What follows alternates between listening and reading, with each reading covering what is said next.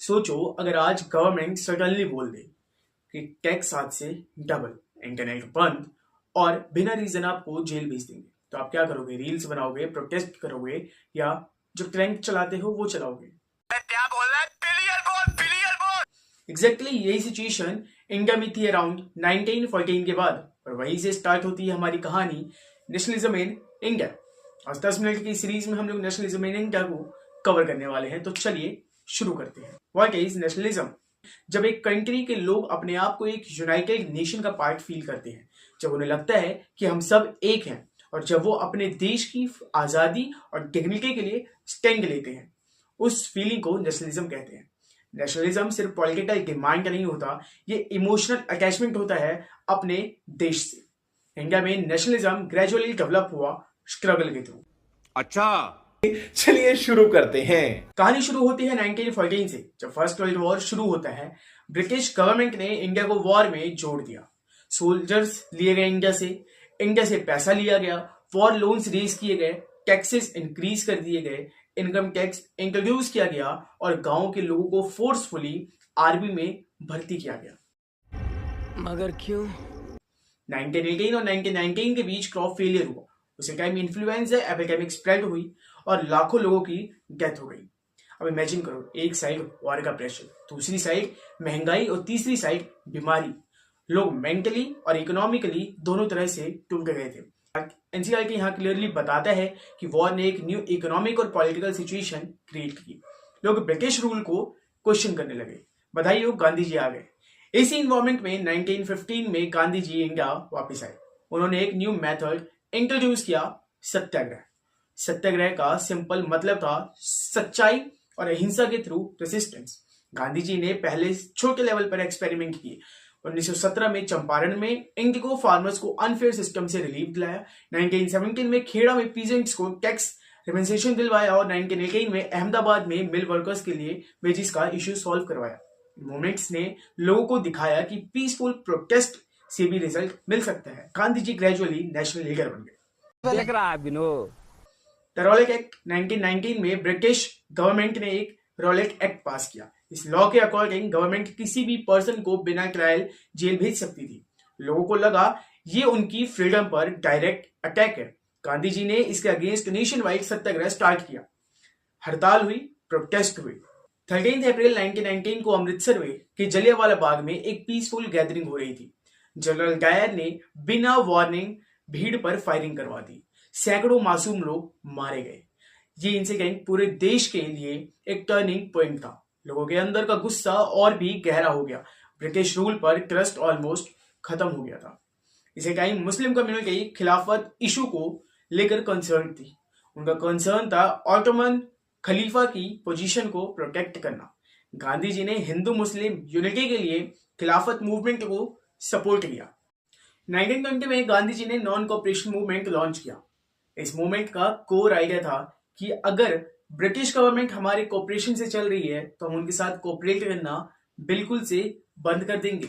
मतलब ये कि सिस्टम को पीसफुली कमजोर करो। मगर क्यों? स्टेप्स बिल्कुल क्लियर थे। गवर्नमेंट स्कूल्स और कॉलेजेस को बॉयकॉट किया जाएगा, बच्चे स्कूल में एडमिशन नहीं लेंगे और नेशनल इंस्टीट्यूशंस को ज्वाइन करेंगे। लॉयर्स ने कोर्ट्स में प्रैक्टिस करना बंद कर दिया। गवर्नमेंट टाइटल्स को रिटर्न कर दिया गया। फॉरेन क्लोथ्स को बॉयकॉट किया गया। लोग विदेशी कपड़े जलाने लगे थे। खादी और स्वदेशी इसी टाइम पर प्रमोट हुआ था। खादी एक सिंबल बन गया था सेल्फ रिलायंस का। ये मूवमेंट मास लेवल पर स्प्रेड हुआ और विलेजेस तक पहुंच गया। लोग पहली बार लार्ज स्केल पर ब्रिटिश अथॉरिटी को चैलेंज कर रहे थे। यहाँ पर एनसीईआरटी एक बड़ी इंपॉर्टेंट बात बताता है कि हर ग्रुप के लिए स्वराज का मतलब सेम बिल्कुल नहीं था। अवध में पीजेंट्स बाबा रामचंद्र के लीडरशिप में रेंट रिडक्शन डिमांड कर रहे थे। ट्राइबल एरियाज में अलूरी सीतारमन राजू फॉरेस्ट लॉस के अगेंस्ट स्ट्रगल कर रहे थे। Plantation workers freedom to move चाहते थे। मतलब हर ग्रुप अपनी प्रॉब्लम को स्वराज से कनेक्ट कर रहा था। लेकिन 1922 में चौरी चौरा इंसिडेंट हुआ जहां प्रोटेस्ट वायलेंट हो गया। प्रोटेस्टर्स ने पुलिस स्टेशन में आग लगा दी और बोला स्वाहा। कैसे कैसे लोग रहते हैं यार यहाँ पर। साला तुमको पागल कुत्ते का गाड़ी उठा के ले जाएगा, बता रहे हैं हम। गांधी जी ने तुरंत मूवमेंट को विथड्रॉ कर लिया। उनका क्लियर बिलीफ था आजादी की लड़ाई में दंगे नहीं चलेंगे। जिस राह पे तुम चल रहे हो बेटा, एक दिन पूरी तरह फंसोगे।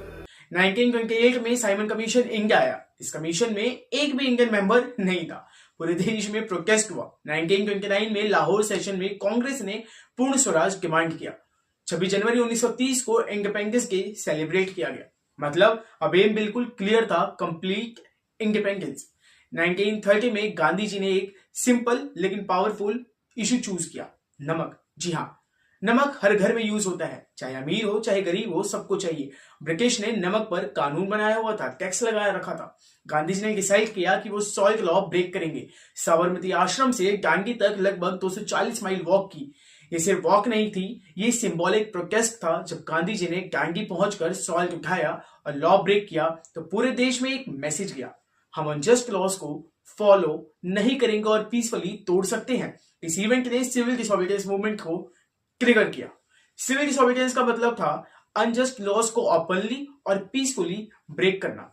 इस मूवमेंट में लोगों ने सॉल्ट लॉ तोड़ा, टैक्सेस देने से मना किया, फॉरेन गुड्स बॉयकॉट किए, फॉरेस्ट लॉज वायलेट किए और महिलाएं भी इसमें लार्ज नंबर में पार्टिसिपेट करने लगी। बिजनेसमैन, बिजनेस क्लास ने भी सपोर्ट किया। लेकिन सब ग्रुप के डिमांड सेम नहीं थे। दलित कम्युनिटी ने सेपरेट इलेक्टोरल की डिमांड की। 1932 में पूना पैक्ट साइन किया हुआ। गांधी जी और बी.आर. अंबेडकर के बीच रिजर्व सीट्स डिसाइड हुई, लेकिन जॉइंट इलेक्टोरल सिस्टम मेंटेन था। क्या बोल रहा है? बिलियन बोल। The sense of collective belongingness. अब एनसीआर के चैप्टर के लास्ट पार्ट में बताता है कि नेशनलिज्म सिर्फ पॉलिटिकल प्रोटेस्ट नहीं था, एक इमोशनल यूनिटी भी क्रिएट करनी थी। भारत माता की इमेज क्रिएट हुई, नेशनल फ्लैग यूज हुआ, फोक सॉन्ग्स और हिस्ट्री को रिवाइव किया गया। लोग अपने आप को एक लार्ज नेशन का पार्ट फील करने लगे। ये थी कलेक्टिव बिलोंगिंगनेस की फीलिंग।